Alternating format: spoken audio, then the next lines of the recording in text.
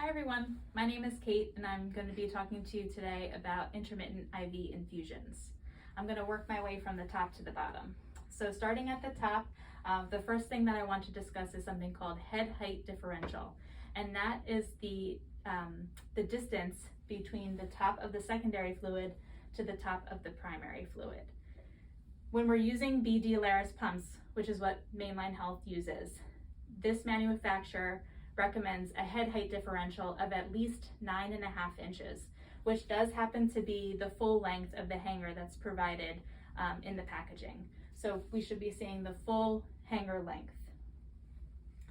The next thing I want to mention briefly is that, as you know, the primary fluid should be compatible with the secondary fluid, and you can check the IV compatibility, as you know, on the Mainline Health website. Next, I want to talk about the drip chamber fill level. So the drip chambers should be filled 1/3 to 1/2 full. And the purpose of that is if the drip chamber was too full, then you would not be able to see the drip formation. The next thing that I want to talk about is the labeling. So both the primary and the secondary tubing should be labeled with 3 items. That is the date that it was hung, the date that it should be changed, and the RN initials who hung the infusion. So speaking of dates, if a patient is receiving an intermittent IV infusion, the primary and secondary tubing should be changed every 24 hours. So say, for example, the patient's only receiving an antibiotic, not receiving a continuous infusion. Again, the tubing is changed every 24 hours.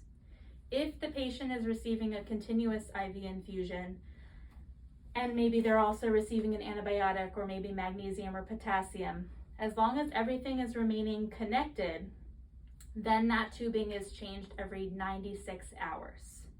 So 96 hours for continuous infusion, 24 hours for intermittent infusion.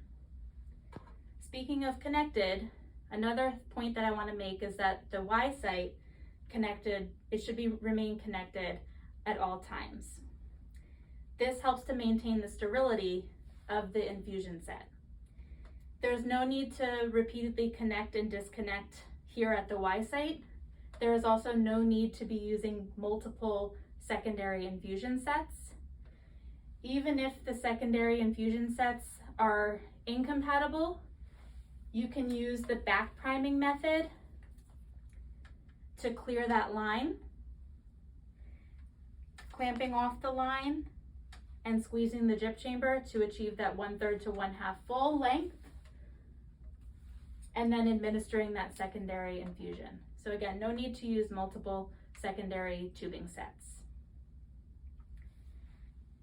The last point that I want to make is the cap protector at the end of the infusion. So when you're administering an intermittent infusion, once you've disconnected from the patient, you should be using the blue sterile cap protectors.